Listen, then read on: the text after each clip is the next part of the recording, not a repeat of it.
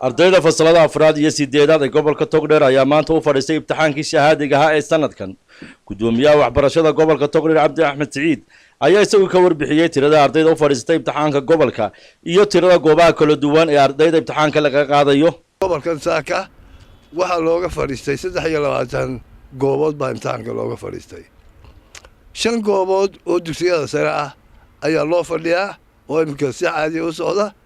19 goobood oo dugsiyada dhexe ah ayaa loo fadhiyaa gudaha magaalada iyo dibaddeedaba.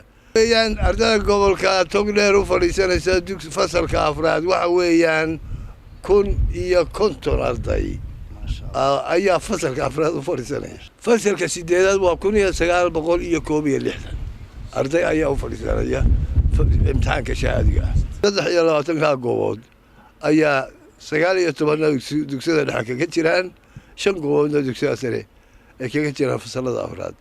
waxaan rajaynayaa insha Allah ta'ala inay ardaydaasi guulaysato.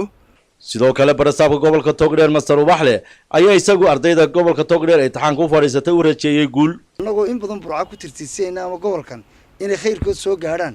saaka waxa isbarbar yaala oo goobo isleeg lagu galaya gobolka Togdheer iyo Awdal oo 56 goobood si wasaaradda waxbarashadu ee guud noo sheegtay.